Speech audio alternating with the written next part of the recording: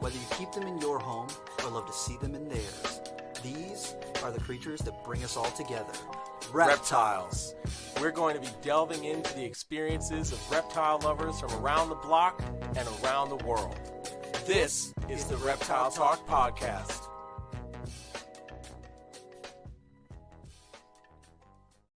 Mario, Luigi, and a Donkey Kong too.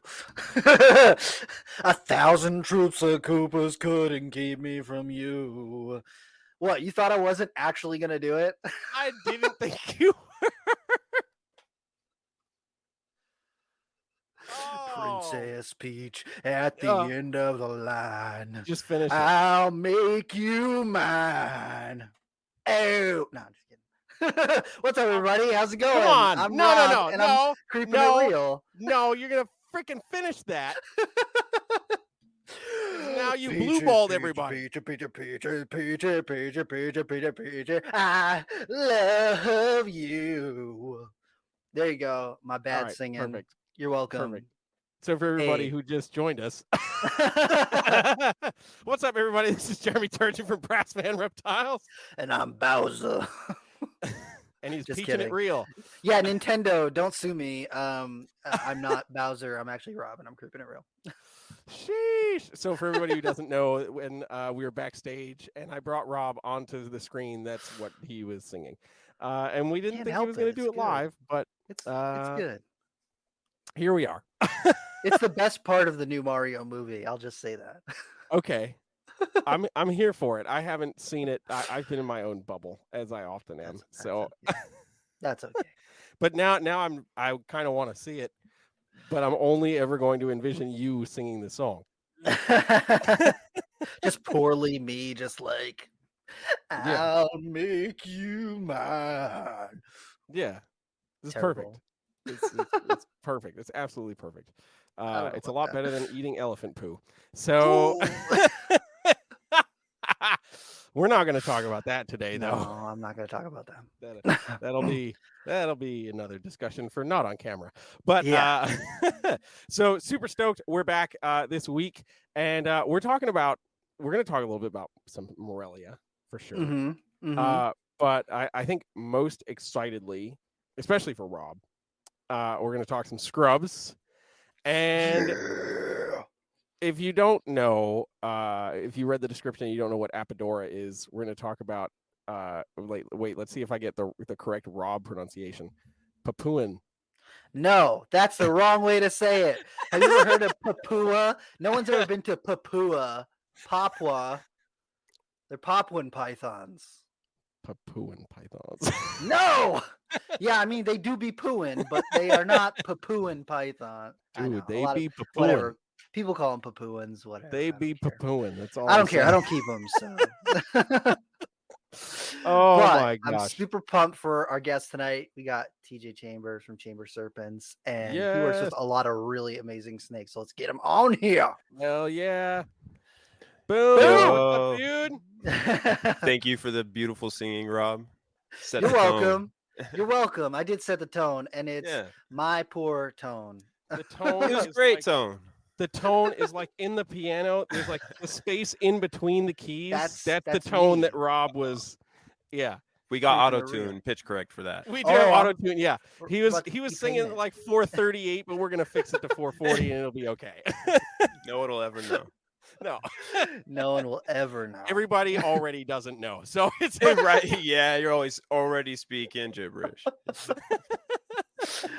Is it 440 grams? What's he talking about? I don't even weigh my snakes. I do not weigh my snakes. Nah. I don't need it. You don't need to. Yeah. You don't need to. Not really. Oh my God. So, dude, how you doing tonight? I'm doing great. I just got home from work a little bit ago. Had a chance to check in with the wife and the puppies. Came in, set up this, and ready to talk some snakes. Hell yeah. On my way home, I was playing some Pokemon Go, and I caught some Kabutos, and I'm super pumped about it because... That's why you came singing. That is why. I was like riding the high from like Nintendo. I was like, Pokemon, Mario, it's going.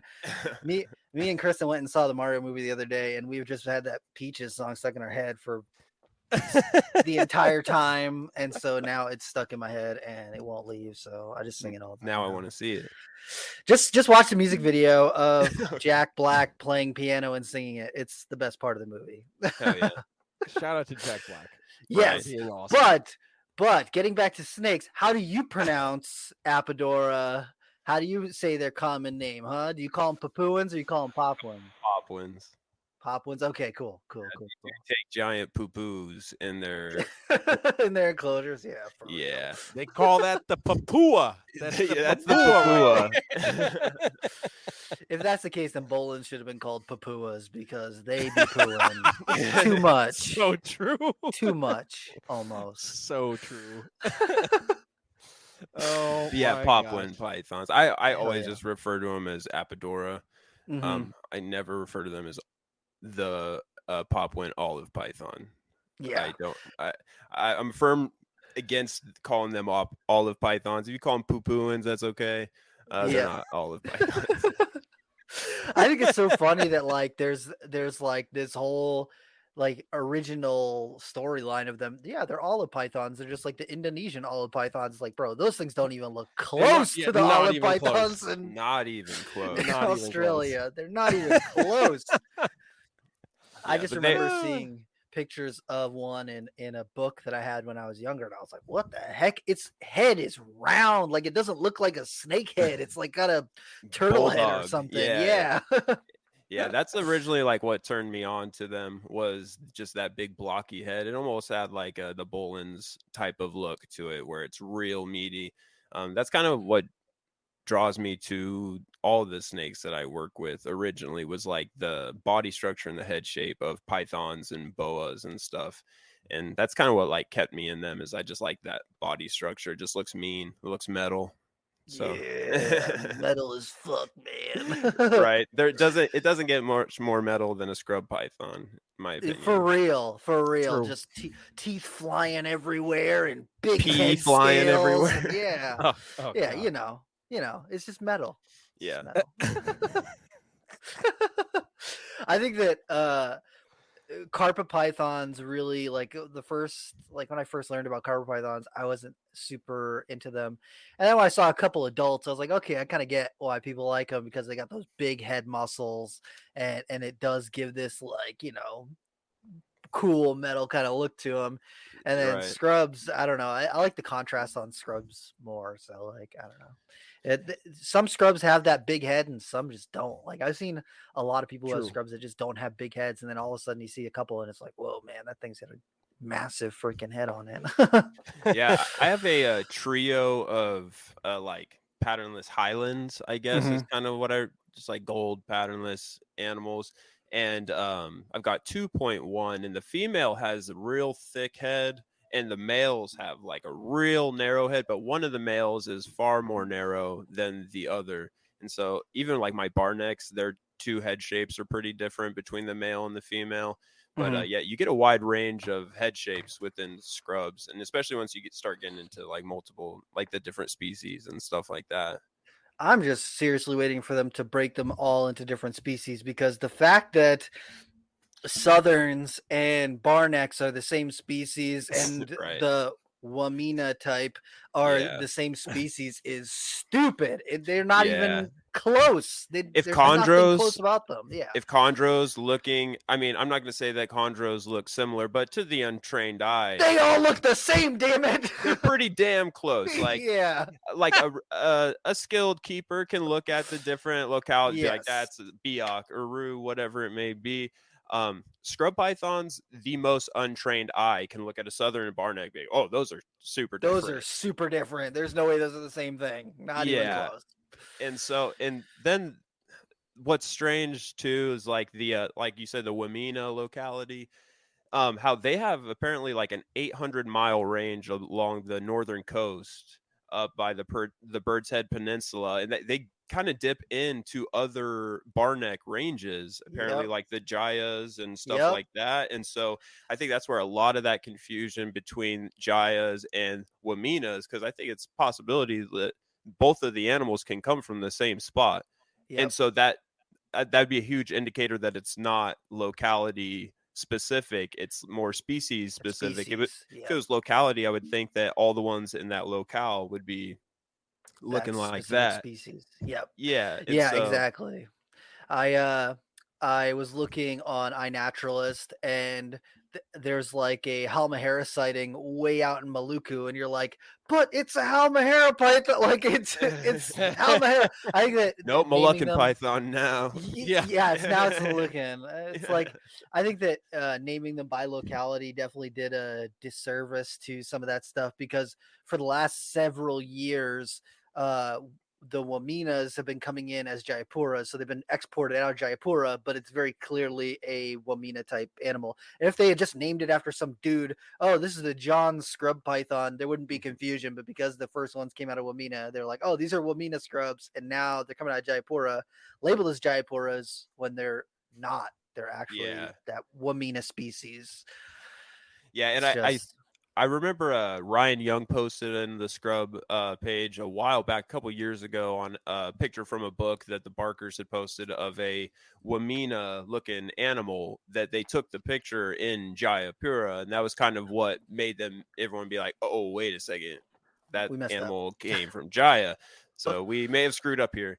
But I honestly think that everything that's in the country right now and probably will be coming in via the normal paths of like importers, exporters who bring them in. I will never know any of that stuff unless we get someone to go there, do the groundwork, and bring specific animals back. I think it's going to be totally random, and we're kind of taking our best shot at guessing what is what. Yeah, but if somebody does want to get published and be able to name a scrub python species after themselves, they can just go there, start collecting stuff, and be like, okay, these guys got it wrong. This is not a Wamina scrub python. This is actually a Rob's scrub python. Yep. So Somalia robberi. Yeah, I like that. I'd call it that. Apparently, Nick is doing some kind of work with some other people. Because I was the guy that was for a while in the scrub groups posting my Waminas as Wamina Jaya types. Mm-hmm. And I did that because I saw like Ryan Young do it, and I figure he's probably the most authority on them in our country. And so I started calling him that, and then I got a bunch of people kind of coming at me like, dude, Wamina and Jayas are two totally different things. And then it started up a big conversation in the Scrub page, and then Nick hit me up in a DM and was like, we're working on it. I'm not going to say much more, but there's been like a few years of work that they've been doing to kind of reclassify things, and he said it's going to be much simpler going forward. He says it's kind of been overcomplicated with all the people just calling things whatever they want. I have no idea. I don't know if he necessarily wants people to be talking about. He did say in a DM. So, but I'll. Something is being done about it. So because goodness. I know Daniel Natush has also tons of sample work from the field when that he's talked about, and he knows the information that we're looking for. I think he's waiting for the right avenues to disperse it and doing it all. I think he's doing it with Nick. I think it sounds like, because he's got the biggest sample size for wild caught stuff. Finally, because the fact that half of this stuff is just Similia amethystina is hurting my soul in the worst kind of way. Yeah, and I think it's making people that have two, like, let's say all of. So I guess, do you have hopes of them being like, this is this localities look like this and this and this, or are you hoping like Barnecks are this species? And I'm hoping then Barnecks, and then different localities of Barnecks are their own thing. They're, because if you look at look at California king snakes, there's California king snakes, and then there's also California king snakes that are found in neighboring states as well. Arizona, we've got them here. Exactly. It's just the Arizona locality because they're not looking at a map and being like, oh, I can only go right here. Yeah, I can't slither past that rock. Yeah, exactly. And I feel like it's kind of the same way. But if you kind of look at like the map in the area where barnecks generally hang out, it's kind of, at least the looks that you're getting from specific animals are generally, to me, just looking at like iNaturalist and looking at wild like pictures of people post in the wild and stuff of them, you can kind of get a general look. Like if you look at sarong barnecks and Jaipur barnecks, they're kind of on that same curvature of the earth, and they have a very similar look where you get the sarongs have a little bit more pattern and the Jaipurs have a little bit more reduced pattern. And then if you look at ones that are like a little bit further south, they have even more reduced pattern. Right. And that's what it's they were just calling like Maniquaries type yeah, look. That yeah, okay. yeah. And Yeah. I to me it would make sense to be like, okay, because like if you look at a barneck, you go, oh, that's a barneck. It's like looking at a African rock python. You go, okay, that's an African rock python. And then you see like a Sri Lankan python. You're like, oh, I can see how that kind of looks a little bit similar, but that's not the same thing. And then you look at a Right. berm, and you're like, I see how that kind of looks similar, but it's not the same thing. Um, if they can have like, the difference to me, like looking at barnecks to highlands to southerns, is like looking at like the different kinds of garter snakes. You got like eastern garter snakes, you got checkered garter snakes, you got San Francisco garter snakes, California garter snakes. You can all tell that they're all the same kind of thing. They fill kind of the same niche, but they're not the same thing. Like they're not Right. even close to being the same thing. Yeah, that totally makes sense, and I feel like it has to be something like that. Yeah. We just haven't done the work yet, unfortunately. So we're kind of stuck in this spot in the hobby where so many people have animals and stuff, and people are kind of like unsure, and it might question them pairing them at all. Because I remember back in the day, there was this Kofiau female that just got like shuffled around like 10 different collections, and I so I guess backtracking a little bit, what got me started in scrub pythons was I met Evan Arumble. He goes by Dr. Arroyo on Instagram. He's an amazing field herper, and that's his niche now. He goes all over the world field herping. But he's in Arizona. He at one point bought out David Mean's scrub collection and David Prada's scrub collection when they were getting out in like the 2012 time. And he had two animals that really made me kind of question the locality thing, because they were clutch mates and they looked so different from one another. And one of them was the snake Rain. I'm sure you guys have heard people talk about Rain. Yeah. Stephen Cush has some babies from Rain.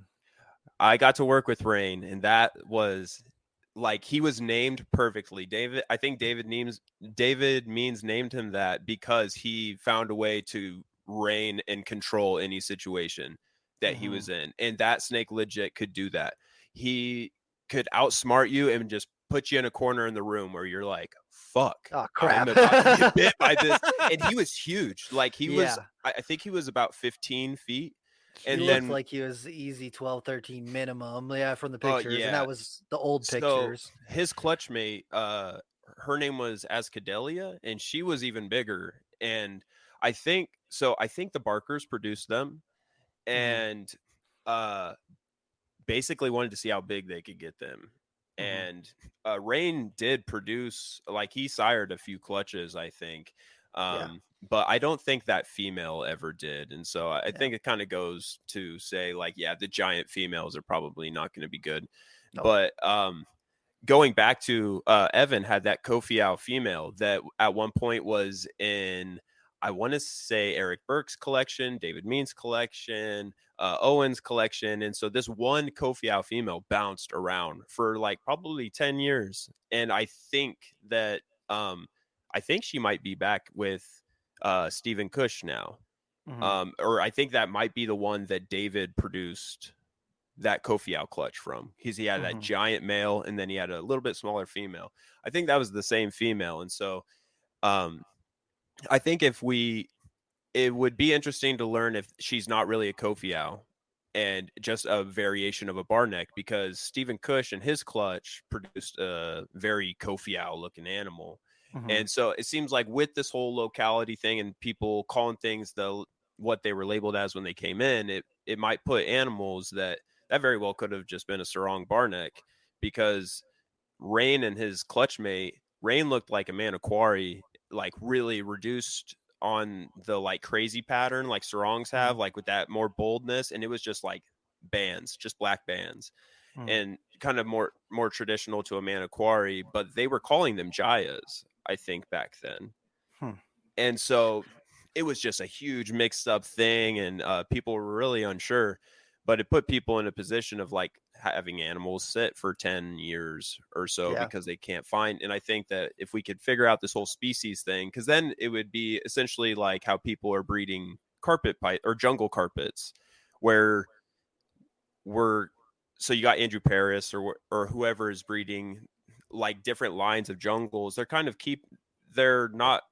mixing localities, but they're kind of keeping them as jungles kind of thing. And so I think that if we were, you might be making locality crosses, but if we know we're keeping them within the same species, I think that would be less of a big deal, because it'd be like we have no locality data on any jungles other than like gelatins and like Palmerstons, but people still have like VPI jungles and like really nice black and yellow jungles from not locality that they breed into those projects.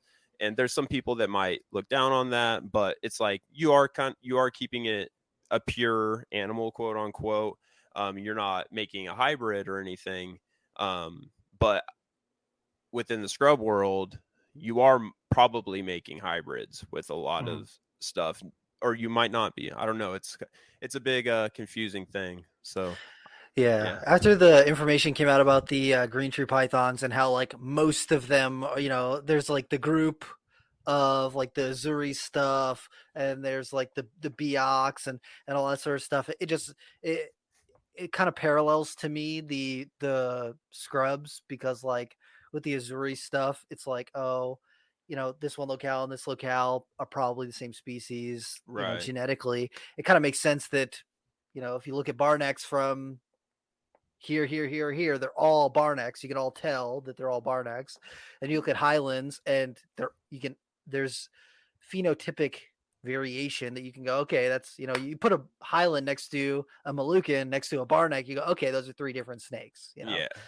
And with green trees, even with them being so much closer looking, you can still look at, an Aru versus a Biak and be like, oh yeah, those are very different things. Even though they look kind of similar, it's still very different. Yeah. I don't know.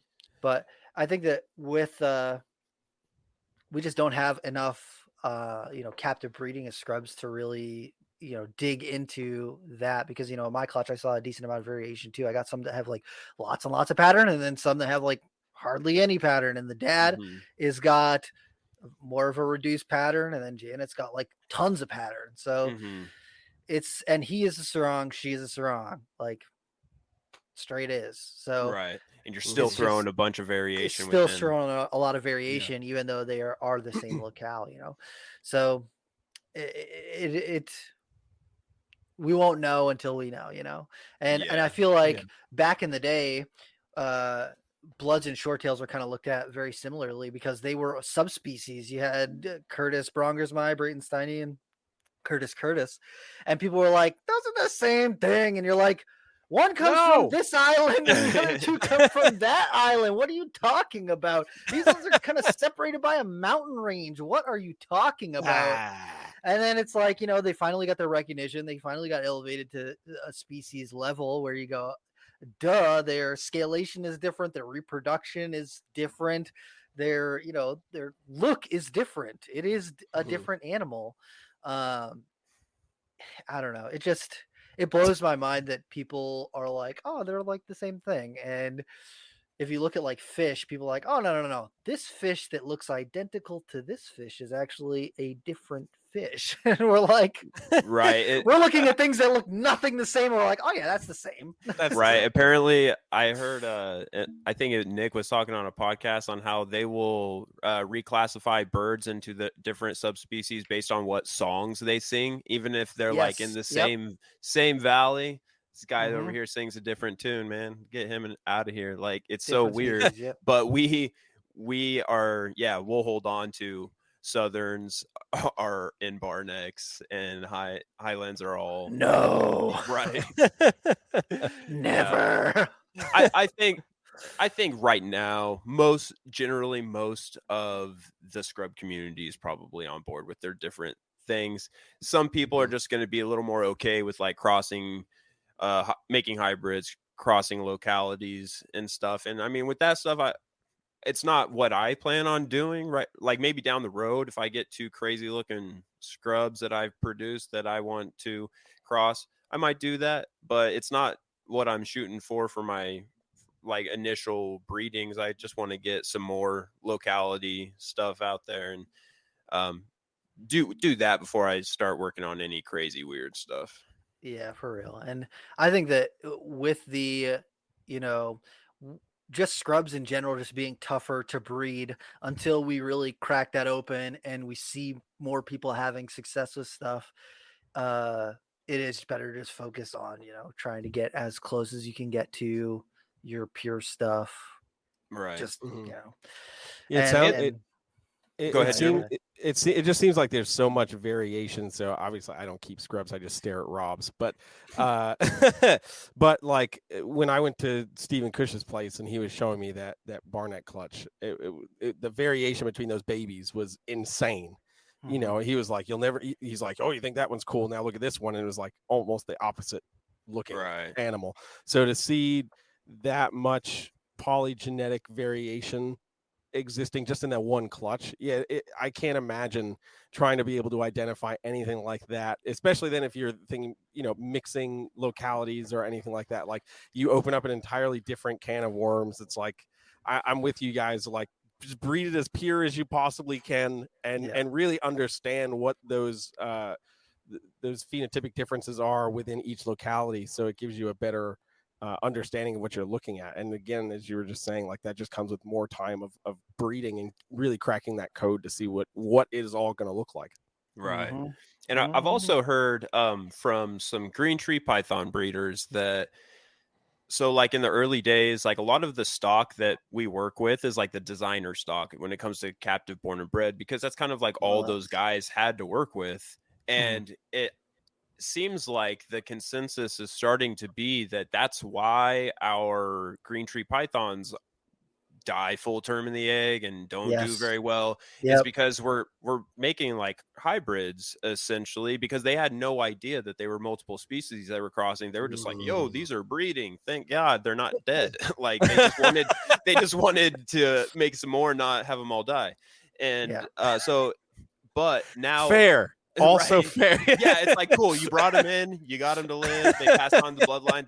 I'm glad they did what they did. Is like great. Like Right. it taught us a lot. They laid the groundwork. But it sounds like, and I'm basing this off of what I've heard people say. Like I heard Vin Russo talking about how he just is starting to get more back into green tree pythons after they did all the like the classification, because he's like, oh, I was trying to cross a bunch of stuff back then. Let me get like a pair of Arus or whatever Mhm. and stick with locality stuff. And he's like, I have way better success. And it's Yep. probably because generally those animals would never meet in the wild. Maybe they're breeding at, because if I feel like there's got to be different breeding activities within, even if you're just a different subspecies. It could just be like a different time of year. They eat different things to get them queued up to breeding. So if you had two things that were just kind of like not really lining up together, of course it's going to be difficult trying to make that happen.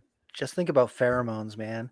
If the female's giving off pheromones for her own species, most males are not going to catch on to that unless they're of that same species. Right. It's not designed And to work. it's not designed to work. And I think it's funny because all the people who love hybrids are like, no, they're completely perfectly viable because I'm going to try and sell you a hybrid after I produce them. And it's like, you talk to anyone who's not financially incentivized to make hybrids, you're like, actually, I've seen a lot of hybrids just not thrive or die in the egg or not. Yep. It doesn't work like 99% of the time. And people are like, well, what about corn snakes? And I'm like, yeah, those things are probably really closely related. So like, yeah, it kind of makes sense that it would probably be like that. But like, you think about when I think about like green tree pythons and stuff, you just think about the different factors that go into like the biox to make them fucking huge compared to your Arus and your or your compared to your Sarongs and your Jayapuras, which are like these little tiny dainty fucking snakes. And one of the other things that I had heard about the green tree python designer stuff too is that a lot of it was like very tightly inbred because they were trying to produce albinos. They're like, we got them to breed. Now let's try and get albinos, and we're just going to breed real close because the gene's in there someplace. And so when that's how all the branches of the different, or I'm going to say allegedly, so that green tree python people don't jump down my. We're going to get a lot throat. of DMs now. I don't give a shit, man. Just because you're rich doesn't mean that you have got anything on me. So submit all complaints to @RobIsCreepingItReal on absolutely. I'll take all of them. I'll take all the complaints because apparently I'm being too woke right now. So basically they were trying to breed for albinos, and that's where like the mite phase stuff came out, and this line and the calico and blah blah blah, blah was byproduct of them trying to get albinos. But in trying to do that, they were trying to breed super tight and close together after they made their initial crosses. And so that, from several people who I've spoken to who have dumped lots and lots and lots of money into green tree pythons that never produce for them or produce non-viable eggs or et cetera, et cetera, et cetera. It makes sense to me why that would just not work like that. And that's not to say there aren't great designer lines out there that do reproduce. But I do know a lot of people who have not had great success with that sort of stuff. And so, it tracks for me like that. It just makes sense to me when it comes down to that sort of thing. I agree. Because, the people that are saying this are people that have been trying to breed green tree pythons for a long time and they've been around the block with it. And like you said, spent probably tons of money on designer stuff to now be like getting locality Beox. For real. And if we had just focused on line breeding some Beox to make some cool looking Beox, maybe we wouldn't be having this mess. Yeah. Oh, look, albino. Yeah, right. Yeah, I know that it's been mentioned that like a morph would be like the worst thing to happen to scrub pythons, but I just don't. There are morphs and scrub pythons. I still don't think it's like the people that chase the morph game or you think a ball python breeder is going to come in, get some scrubs, and start pumping out scrub pythons. No, it's just not feasible, one. And then two, they don't fit the mold of something that is financially viable for a morph, because you want something that has a quick 6 to 8 years turnaround old time. To breed too. Yeah, exactly. It's got to be at least 5-year-old females to breed. No one's sitting around and waiting 5 years old for a female to breed. If you power feed them, they get big and die. They're not having giant clutches, so it's just not I don't see it as something that would negatively impact the scrub community. And I think it's funny because some people have seen like the albino, there's a T positive albino Barneck, and then the Halmahera, and they're like, it sucks. And I'm like, it's kind of cool. Like I still like the normals better. Yeah, I still like I love unique better, animals. I love one. That's why I was so hatching out the Paradox albino Darwin. Yeah, I was almost shaking looking at that thing, just because I know that thing could probably reproduce as a normal, and I'm totally cool with that because I have such an awesome looking snake for the rest of its life. I've been drooling over Paul Harris's Paradox and whatnot for years, and so the fact that I just popped one out, it was so cool to me. So I'm envious. Big congrats, dude. Big congrats for real. Dude. So I would love to have a weird scrub morph. I mean there's tons of Xanthic stuff out there, and they seem to just throw out morphs randomly. If we were talking ball pythons, patternless scrub is a morph, and striped scrub is a morph, and so we've got morphs, and I think that no one's really chasing that. They might end up with an Xanthic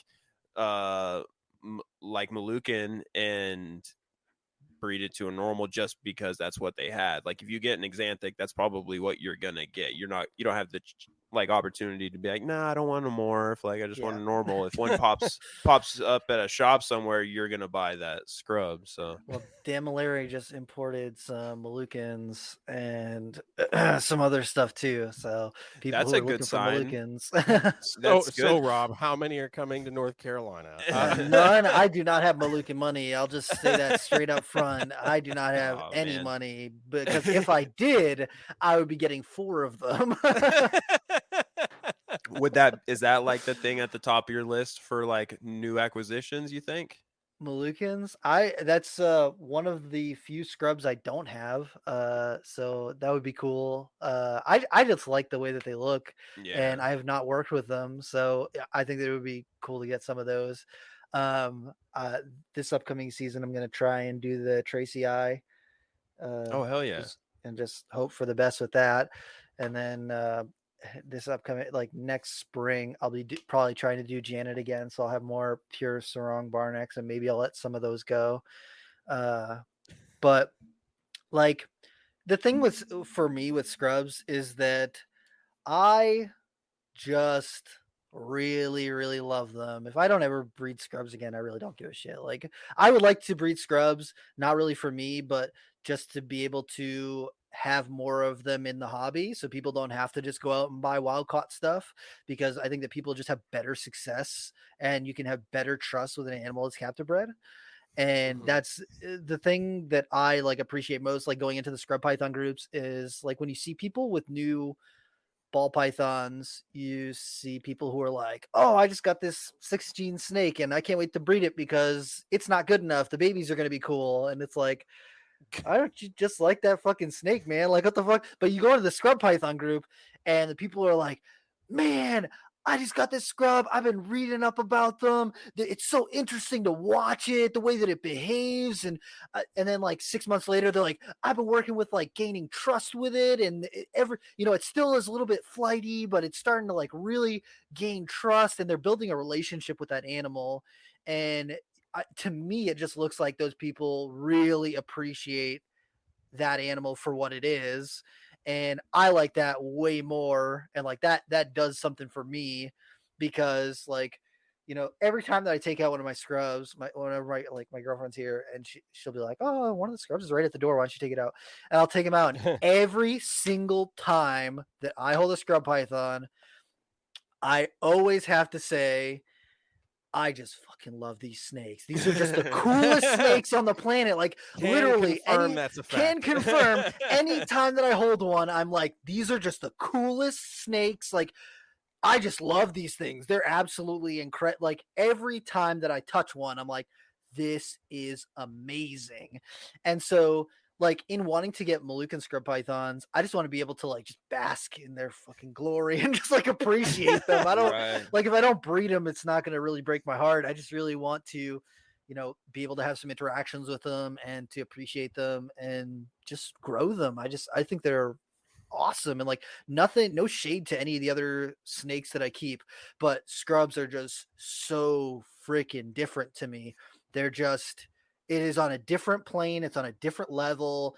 When I'm working with them, my different parts of my brain are working, watching them, reading their body language. And for me, I don't think that anything else touches that. Like besides working with venomous stuff, like scrubs are just like the pinnacle for me. And since I was really small, I like when I was a kid, when I first got the internet, when we first got the internet at my house back in ancient history, when you had to Right. Get off the phone. yeah, exactly. At those days, I looked up In a the picture 90s. of a barneck scrub python, and I'm pretty sure it was one of the pictures from VPI, and I printed it out, which it was a big ordeal. I had to have my mom print it out at her work, and cut out the picture, and I would just stare at that, and I'm like, man, that is the coolest snake out there. It really just makes my brain tingle in all the right spots. And I was like, I want one of those so bad, but I know that they get big, and when I get one, I'm not getting rid of it. I don't care what happens in my life, I'm not getting rid of my scrub python, because that is like my pinnacle animal. And so I had lots of opportunities when I was like 18, 19, 20, 21, 22, 23, going to expos and seeing people with, wild caught scrubs. And this was back when scrub pythons were $300. Oh, I remember know, seeing right? Moluccan scrub pythons, big Moluccan scrub pythons. Jeremy, Regal Reptiles had a Oh, big God. Moluccan scrub python Yes. on their table in a like a locked snap container, Yeah. and they wanted $400 for it, and they could not sell it because it was a scrub python. Yeah, And I remember those looking at that days. stuff. Yeah. And I remember I went to Hamburg and I was just drooling over this small captive born Barneck scrub python at this guy's table. And I went around the show and came back and around the show and came back. And I just stared at this scrub and I was like, oh my God, this is the most incredible thing. And I think I was like maybe 22 at the time. And the guy behind the table was like $400 or $350 or something, and he was like, "I'll give it to you for $150." And I was like, I was still living at home with my parents, and I was like, I cannot get the snake because if something happens weird, with my family or when I move out of my house, I don't want to get rid of a scrub. I'm not going to do that. If I have to get rid of, Borneos or ball pythons or anything else I was keeping, I was like, I will make do. But when I get my scrub, I'm not getting rid of it. I'm not. It's not going to happen. And so I waited and waited and waited and waited until the opportunity to get Janet came up. And I don't know if you know this story, TJ. I don't think I do. But Andy, who's one of the guys who used to manage Nerd, he knew me because I used to just go up there and just volunteer and just like show up and be like, hey, make me clean things. I want to learn about snakes. And they would just be like, here, go with this guy, clean retics, clean, not first.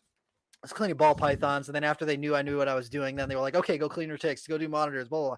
But so I, connected with Andy, and Andy, when he got Janet's clutch in, he got a whole clutch of captive bred Prada line Barneck scrub pythons. And he knew that like scrubs were the top of my list. And so he called me, which was weird because he doesn't really call me. He called me and he was like, hey, you got to come down to Nerd like now, like today. And I was like, I don't think I had work. I was like, I don't think I can like come down today. He's like, you need to come down the next available moment that you have, whenever that is. It needs to be this week though. Get your ass down here as soon as possible. And I was like, okay, what is it? He's like, just get here. Click. I was like, okay. Andy says I need to get down there, so I need to get down So there. I gotta go. I think it's like 2 days later or something. I end up going down there, and I go upstairs, and he's in the office. I go into the office. I'm like, hey, what's up, man? Like, it was very cryptic that you told me to just come down here. He's like, go into the hallway, go to the baby rack, and go to the bottom. Look what's in there. And so I go down the hallway.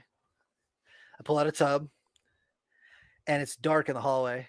And I open up the tub, and there's this long snake in there. And I was like, what the hell is this? And then I take it over to one of the doors where the light's coming through, and I look down and I see the little bars on the back of the neck. And I was like, dude, are you kidding me? You got baby Barnecks? He's like, yeah, we got a whole clutch of baby Barnecks. And I'm like, oh my God, dude. I'm like losing my mind. I was like, no way. No way. And I was like, dude, they're gonna be too expensive. I'm not gonna be able. He's like, I'll hook you up, dude. You gotta get one. I already picked out the 3 that I'm getting, so you gotta get one. I know that you've been waiting. This is your moment. You got to get one. And so I just went through and like picked through all of them, and I took them out and got bit 500 times. And there's only 2 that didn't bite me when I went in there the first time. So I had set them off to the side, 2 girls, because I knew that I specifically wanted a female. And so I set the 2 off to the side. And when I was done getting bit by all the rest of them, I went back to those 2, and I took one out, and she's sitting just chill, just mellow right on my hand, small baby Barneck. And then I go to the other one and I pick up the other one, and it's chilling, whatever. And I'm like looking at him, like, I like the pattern on this one. And then the one that was in my right hand struck at the one in my left hand. I was like, okay, not you. This is over here. And that's how I picked out Janet. And literally that's how it happened. And I have not let her go. And she's just been like, I remember just holding her in my hands and just being like, dude, this is the most incredible snake ever. And just like seeing her go from that little tiny snake to now she's over 10 Sitting feet on, long. she sat on clutch of eggs for you. Yeah, on a clutch of eggs. Like, let me Yeah, tell you, when man. I took a peek underneath that hide and saw her wrapped around eggs and she was pushing out more, I was like, oh my God, dude, this is the most that same crazy Rob thing. that saw her that first day came back out. Literally Legit. screaming back. And I'm I sitting there. remember getting the videos. I'm like, I I'm was- responding. I'm like, I don't keep scrubs, but I knew the level of excitement. I just remember responding like, dude. Yeah. If you it know a was- scrub guy, you know their excitement. Yeah, Yeah. exactly. for real. And it was just like, that excitement. And then I didn't tell anyone that she had laid That's until. true. Well, no, I didn't tell anyone. I told Jeremy, and like there was a couple people at Daytona who like I showed a picture. I was like, "Hey, I got some eggs," but like I didn't post it anywhere until babies hatched out, and it was just like, for me, just having that and just like really just taking all that in was just like, oh, it was so good. It's just scrubs just do that for me, and I don't even remember why I went on that tangent, but like, Because you love scrubs. yeah, Yeah, Well, duh. because That's why we're I here. I don't really need to breed them. I just appreciate them, and so like I said, if I don't ever breed them again, hey, that it is what it is. I feel like But, like- that's probably not very likely that you won't breed scrubs. Yeah, again. I know. I just Same. what I'm saying is that my joy from them is not coming out of a possible future of reproducing them and seeing what the offspring look like. I just appreciate them for what they are. And when I walk into my room and I see my Southerns perched up on their perches, and I just go there and just stare at them, I'm like, oh man, you're so cool. You're so cool. And like Southerns are fairly easy to breed. There's a bunch of people who have bred Southerns, and it doesn't make it any less cool to me. I just think it's Right. awesome. Yeah, I think that like scrubs used to have that thing where so few people had bred them that it was almost like that competition type snake. Like, I'm going to try to do it. And some of those people came in and then their Halmaheras died and they're like, okay, screw this. And then they got back into something else. But then there's the people that, regardless of like lack of success, they're going to stick with the scrubs. It's because the reasons why what you're talking about right now. I mean, anyone who has that passion for scrubs has felt that feeling that they do it for you. And like, so I have a kind of funny story on how I got into scrubs. Yes.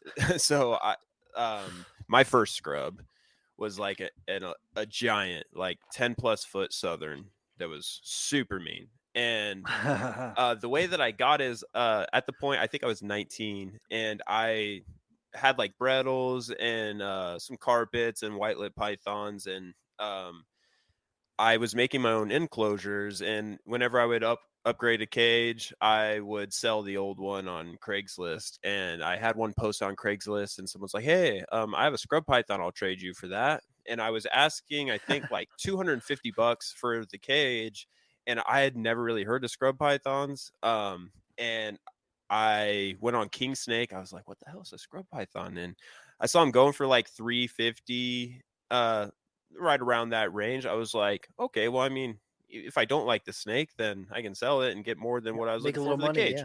Yeah, so that seems like a good deal to me.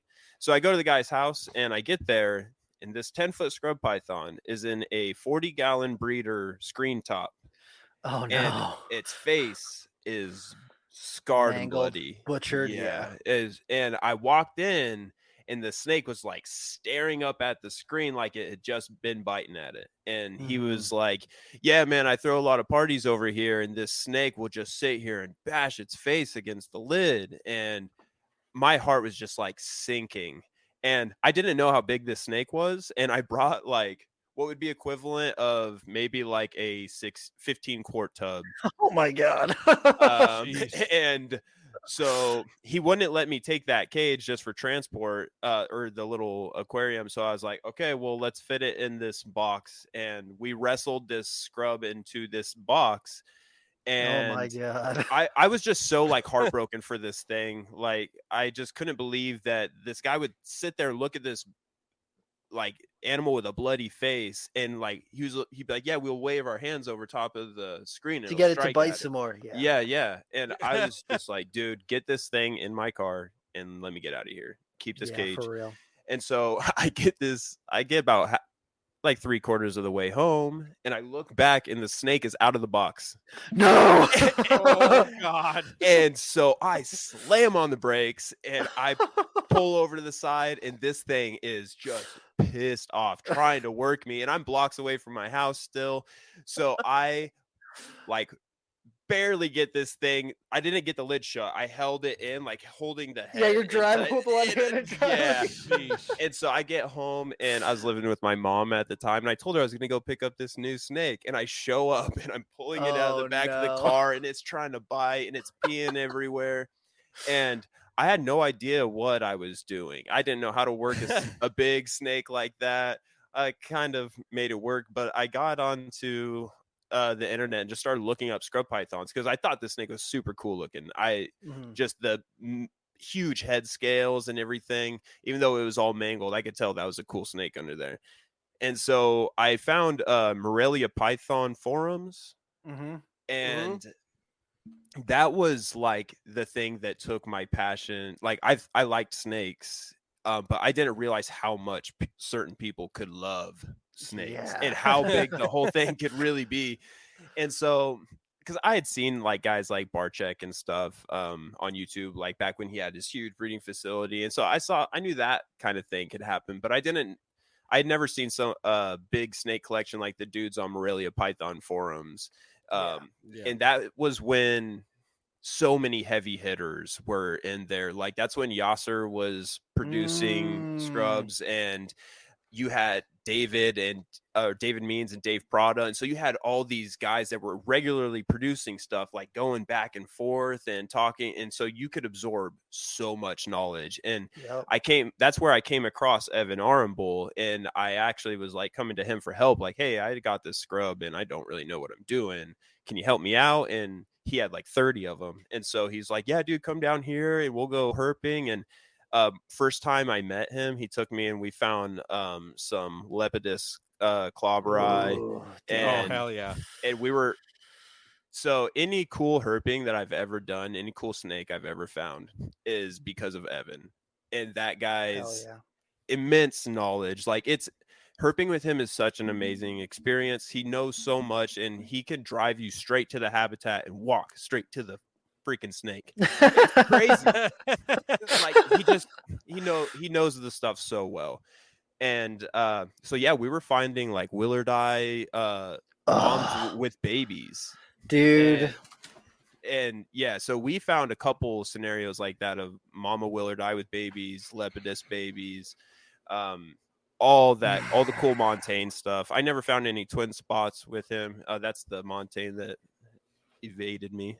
But yeah, so I just got to I was taken under a dude's wing that I had no idea how much of a blessing this was going to be for me upon meeting this guy. But Evan taught me like a ton about scrubs and taught me really like the locality thing and how important that was and everything. And just really opened my eyes to what this hobby and industry could be. And because I was a kid with like a couple snakes in my bedroom, and then I moved down to live with him, and he had a 2-bedroom place, and we slept on the floor in the living room. There was 2 snake rooms that were filled with like 100 feet of scrub pythons. The like, reptile dream. Yeah, dude, it was. And all we did, we would wake up and go herping. We got lost and had to get helicoptered out in the mountains one time. Oh man. So that's a kind of cool story. I say cool. It was terrifying. It was terrifying. That's kind of cool. I may have. It's cool now because you made it out. Made it out, Yeah. yeah. So we were looking for Willardi obscurus, and we went to I believe is the Palencios mountain range, and I think we were in like the New Mexico type side of it. That mountain range is really big. And so we got there super early, and that mountain range was hit by a fire several years prior that pushed the populations of obscurus deep into basically wherever the fires didn't hit. And so we got there and we hiked like 6 hours into one direction and figured out like, hey, we're probably not going to get out of all these burnt trees. We were trying to hike until we didn't see any more burnt trees. And we turned around and started working our way back, and we had been leaving like markers for ourselves in a creek bed that we had been walking, and we got lost. And Shit.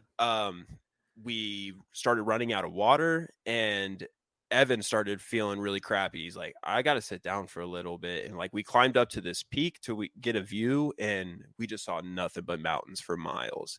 Damn. And had no idea what direction to go. My cell phone had like 1 bar left. We were able to contact his mom, who contacted the sheriff's department, and they sent a helicopter for us. They're like, yeah, people die out there all the time. We're just going to send someone to get Yeah. Jeez. and so, yeah, they came and picked us up, and we had like all these border patrol agents like show up and hop on the helicopter. Like, this is the coolest day of work we've ever had. Oh my gosh. They're all taking pictures from the helicopter and stuff. And yeah, they Like, we dropped don't us. have to hike out tonight. Yeah, they dropped us Jeez. back at the truck, and they're like, okay, don't do that again. See ya. And just never billed us for anything. They Damn, came- you're so yeah. fucking Oh, lucky. yeah, They came that's lucky. came and saved us. They were like, what's your name? I was like, TJay. Okay. Nothing bye. else. No more. Yeah, Yeah. I'm Right. TJay. I don't have a last name. Yep. Yeah. And yeah, so I left my last name in the woods. Don't worry about right. it. I'm dehydrated right now. Yeah. But yeah, so my passion for like reptiles has gone back quite a ways, and herping was a huge thing for me, and that really helped ignite like deeper passion, and seeing stuff in the wild is really Bro. it changes the game for you. Yes. Yeah. And so after that little experience of like living down there with Evan, I got an opportunity to play music again, and I grew up as a musician, and so I moved back to Phoenix and joined a couple bands actually, and just started doing that. And I sold off my collection just to focus. I felt like I had one opportunity to give music a shot. I didn't want to be 40 and be like, yo, Wishing I that you really had wish I tried. would have Yeah. tried. And so I like literally feel that so hard right now. Yeah. See, I used to work at Guitar Center where all the time it'd be guys coming in after their kids had gone back to college, and they're like, yeah, I used to love playing drums. Sold my drum kit. Now I'm getting back into it. Wish I didn't lose all Wish I that didn't do it. time. Yep. Yeah. And because you don't really have to, like, you can keep your passions even when you have kids and stuff. But I don't know. I wanted to try to chase that music dream, and I chased it, I think, as far as I wanted to. I didn't like when I went on tour and stuff, I didn't sleep very good on tour. Touring sucks, man. And I like being at home with my wife and my dogs. And so when COVID hit, that's actually when I got back into keeping, because we weren't going to play music anymore. And I was Right. like, I don't know how long to be stuck at home. I could get one snake. Right. And look at you now. Oh, I know. I just went in super deep, and I didn't plan on it. And I breed rodents too, so I have like a pretty big rodent operation that I run. And so yeah, I had no idea it was going to happen. But scrub pythons, man, like they just do that to you, where they ignite that passion, and it bit me hard. And now I kind of I'm content with being like, okay, I'm not going to be a rock star or whatever, but I can keep snakes and that'll kind of Fill that niche. it'll Yeah. fill that thing that I have to have something occupying my time. And I think it's a healthier thing for me, as opposed to just kind of playing drums all the time. Like, Yeah. I don't know, especially when I play in heavier genres. I feel like there's just a lot of that genre of music is kind of thrived off of kind of like negativity and depression and stuff like that. And especially as a creative, like to be creating that music, it almost helps to be in a negative headspace. Yep. Because Right. and it Get that wasn't frustration out. and it wasn't super healthy for me to thrive in a negative headspace. And I feel like when I got back into reptiles, it was something that I have to be in a positive headspace. Like it's like that thing every single day. That's I'm just trying to do good by the animals, and that's an everyday thing you got to stay on top of. And if I'm doing good by the animals, it makes me feel much better. And so it's really a good thing for me. as far as keeping myself preoccupied and good for my mental sanity. Hell yeah. Hell yeah, dude. Hell yeah, man. I think that we all come to this with, different backgrounds and different experiences. But I think that that is one of the things that we all kind of share together, is that when you get to spend time with your animals, it it just connects you to a deeper part of yourself, where you can really just take a look at the things that you appreciate, because you got these animals that you appreciate and you're going, okay, you know, I really love this animal right here. This thing's really just, it's stirring something deep inside of me. And it does kind of lend to that kind of positive. And, you do have your challenges, and, some days you get in and you're like, man, I don't know if I can clean 100 snakes today. I'm just not feeling it. But when you do, get that gumption up and you get in there and you start cleaning stuff, you go, man, I don't know what I was thinking. These things are freaking awesome. And I love them. Yeah. And I don't know, man, it's just, And seeing the feel that. success of your hard work, of yeah, seeing your animals are healthy and thriving and breeding for you, or just being able to have a collection that's running mostly issue free, that comes from your hard work. And that's something that you can sit back and be like, damn, I'm kicking ass at this, and it feels good. And yeah, it's hard. I didn't think I would get back in as deep as I am, but now it's like, man, how did I ever sell off all my snakes? Yeah. How did I go? And so, but that's a mistake I won't make again, kind of thing. Because I did it with drums too, and I gave up drumming for a long time to just keep snakes, and then I was like, wait, why am I doing this? I can just do both. I get in a one-track mind sometimes. Just do all the things that make you happy, and you'll probably be happy. Yeah. What? Right? Who would have thought? Yeah. I'm looking at as after I end up moving, I really want to get more into keeping venomous stuff. And so I'm looking at what I've got time for, and I'll probably be changing my collection quite a bit, but I know that scrubs will be sticking around, and then expanding into venomous. But I think that, having that perspective of just looking at what makes you happy and what you've got time for and what fits into your life is super important. Absolutely. Yeah. We didn't even fucking talk about Apadora, man. What the fuck? That just means we have to have a part 2. That's all. Yeah, we could do a part 2. Yeah, and we just barely touched on that Paradox albino, and that the rest of that clutch was cool as hell too.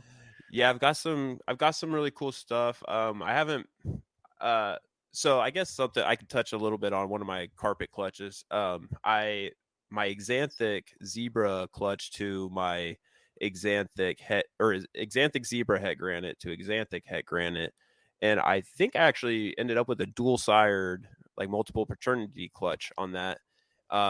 So I hatched out a granite, which should have been an Xanthic granite, and it didn't have silver eyes. But I have zebras in the clutch, and I did pair a granite to the Xanthic het granite female early in the season because my zebra wasn't showing any interest.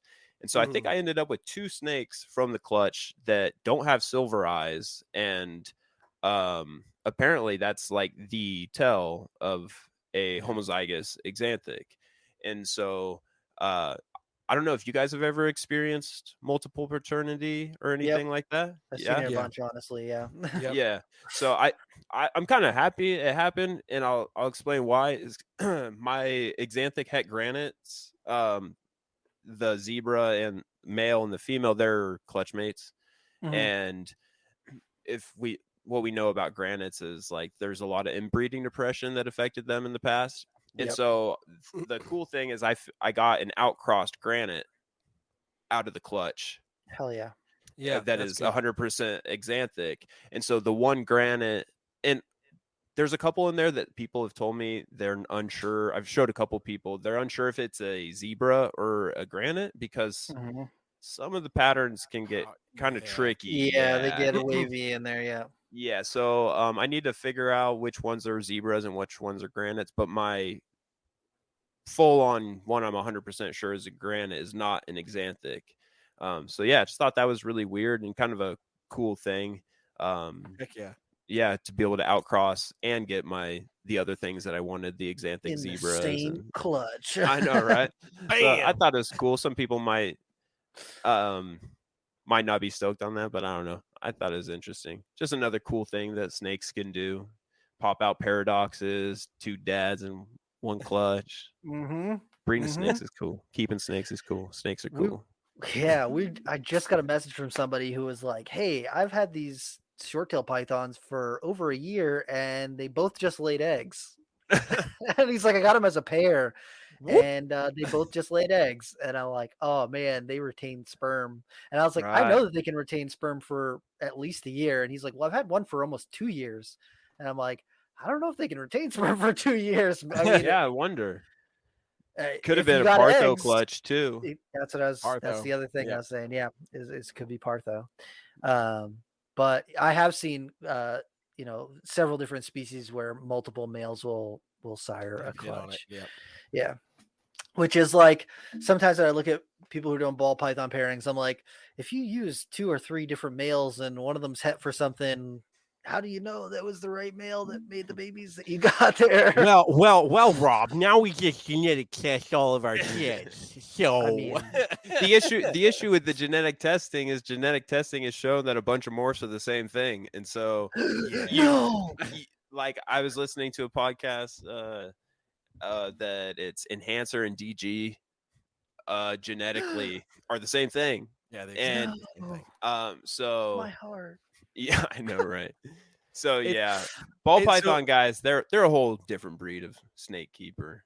Yeah. So it's actually interesting that you had brought that one up because I had wondered for the longest time. So like we worked at Nerd, and Kevin's line of DG, the Nerd line of DG, is always like really stood out to me, and I've wondered if it differs, like if it's compatible with the Bell line, which is the predominantly kept line of DG that's in the US. And then when Enhancer started popping up in Canada, I was like, that looks oddly like the Nerd DG. Right. And I knew that Kevin sent a bunch of it up to Canada years ago, and I was like, I wonder if it's the same thing. From what I understand, it's not. Like they're not compatible. But okay. anyway, I was like, huh, this is interesting. But yeah, it's literally the same freaking thing. It's just Enhancer is the DG for Canada. Right. And I've heard the same thing with Monarch and Ultramel. Don't say that. The oh, people who God. have that have Monarch are gonna hurt you. Here goes Zach So- and Miri. I know there's a local guy here that has a Monarch, and he told me that the next time it sheds, he's gonna give me a shed. And I talked to Ryan Young in the past about he knows what a girl is doing at the genetic testing up there in his state, and he's like, if someone wants to send me a Monarch shed, I can finally just do this and figure out if it's the same thing or not.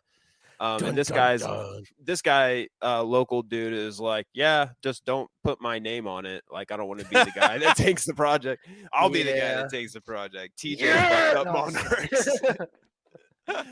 I have a bunch of people at my door. yeah, right. Yeah, no, they're just ball Oh, python gosh. keepers. They can't be that tough. Bruh. They can't be that tough. If it was scrub keepers, man. Yeah, right. They don't even fight you. It's just their snakes. They just like Just let the it scrub snakes. into your room, and Right. you just all of a sudden Hold you it see by a the tail. menacing shadow from the ceiling of your room. You're like, what the fuck is that? Oh no! Wouldn't that be a sick like anime character that has scrubs like on the wrist, and they would just like hold That their would be arms up? pretty Oh, dope. they'll just Giant teeth, just right. no. Oh shit. That'd be Rob as an anime character.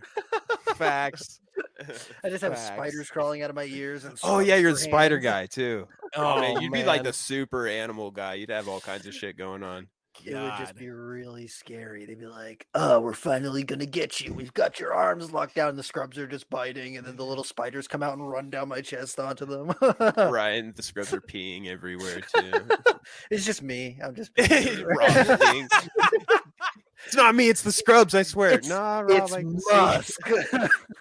It's musk. It's twice as bad. Right. It is twice as Oh, bad. man. Yeah. Although I have Jamaican boas. No, those And are bad. They're Bad, must. bad, Yeah, bad, you just bad. look at them and they'll start oozing. Oozing out. Yeah. Yeah. Yeah. I I've got a only couple gotten- Amazons that are like that too. It's just like, just stop. I didn't even Yeah. touch you. Just shut up. Jeremy, I have to send you a picture. I looked on iNaturalist at the range of Amazon tree boas, and there's multiple thousand sightings. So I'm about to do a deep dive on those over the next spam 24 me. hours to look I've at. got Amazon tree boas too. I really like those snakes. Yes. We didn't even talk about Amazon tree boas. So we're gonna have part 2, part 3, part 3.5. I'm sorry, down. I hijacked it to talk about scrubs this evening. Selfish. That's I'm what not the even show's mad for. about it. Yeah, I'm not even It's a mad scrub about show. it.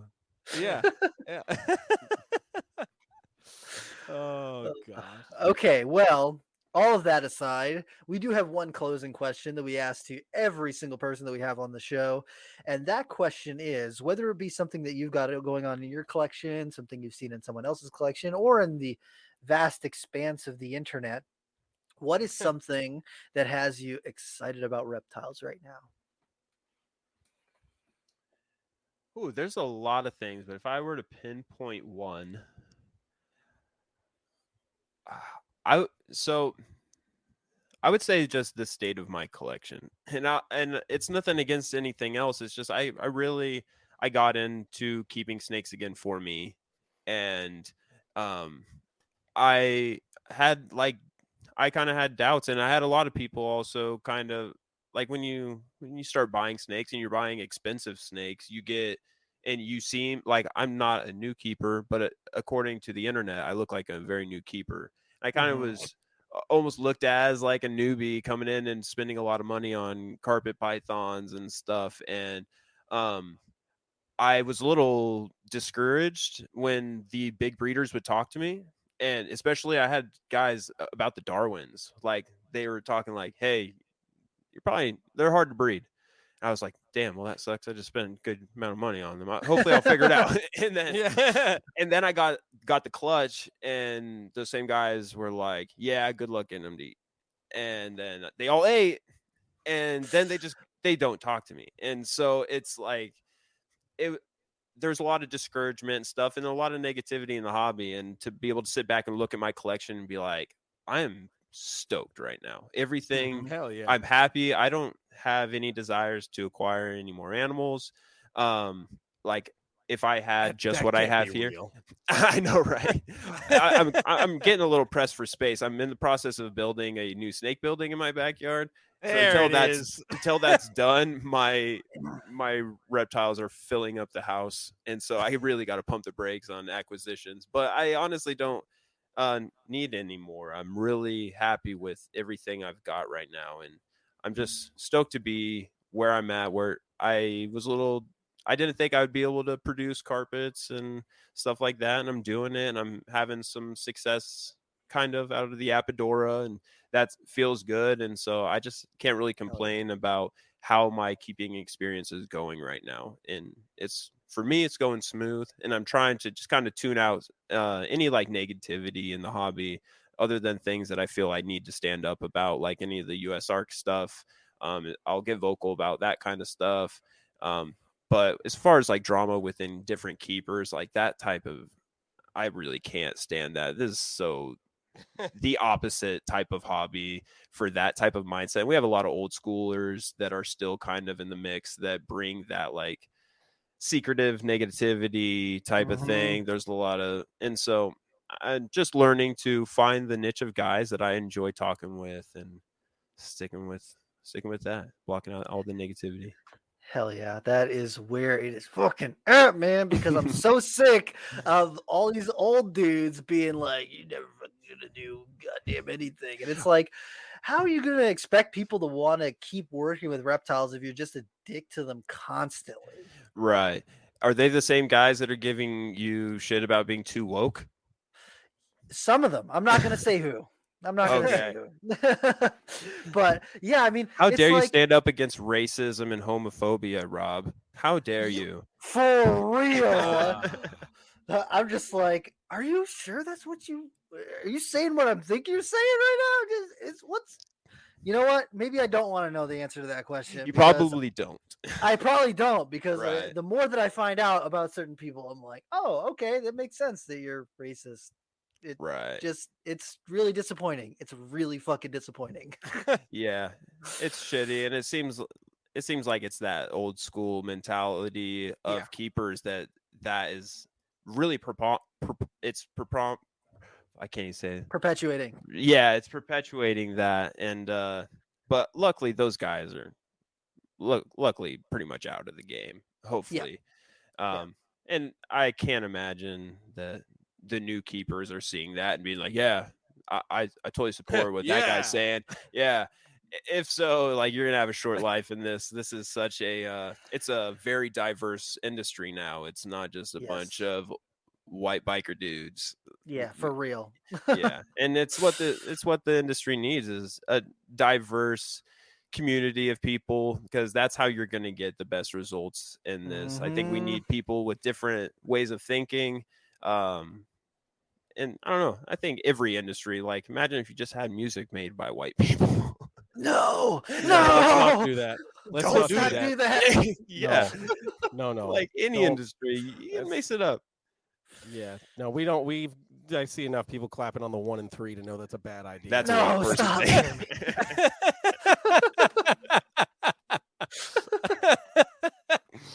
Oh God. Bruh. Yeah. Well, On that note, yeah, tonight's episode was brought to you by Black Box Cages. Make sure that you check them Bam. out. Oh, you got the Black Box Cage shirt. You're rocking it, man. I do. I have one for you too, Rob. I'll bring it to you on the 17th. Ooh, Yeah. okay. Yeah, I was down there last week, and was it last week? Yeah, it was last week. I don't know what the hell day it is. Jesus. No, I was down there last week talking with and the week before talking with Jen and Clint about some of the stuff that they've got going on. And our next episode, which is going to be Friday, we're going to talk about a lot of those advancements that they've been doing. They've really been pushing the envelope and trying out a lot of new things to really advance husbandry, both in cages and in racks. So I'm super excited to talk more about Black Box Cages on that next episode. Dude, Hell yeah. TJ, thank you so much for coming on tonight, man. Yeah, thanks for having me, guys. I'm for real though. Like, we're gonna schedule a part 2 for like like really soon, because we didn't talk about Apadora, we didn't talk about carpet pythons really. So I'm serious. I'm gonna message you as soon as we're done to be like, hey, we need to do a part 2. Yeah, let's figure it out. Yeah, I'm down. Let's do it. Because this has been a great conversation, and I feel like we're just opening up Pandora's box. Absolutely. And I want to hear more of your singing. Well, maybe we'll do something that I can do in my key. Listen, Jeremy. Jeremy, let him do it. Let him have his fun. Let me have my off-key fun, damn it. Okay.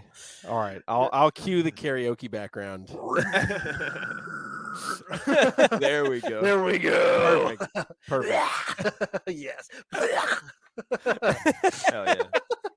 Much better. Much better. All right. If people want to follow you and find out more about the things that you're doing, or see pictures of some of the awesome animals that you work with, where should they follow you? Instagram is pretty much the only place I really post a lot. So Chambers Serpents on Instagram, and yeah, that's about it. Yeah, man. Thank you so much for coming on, man. We appreciate it. Thanks for having me, guys. This was fun. Stick around, and we'll dip out of the episode. All right. Catch you guys next time.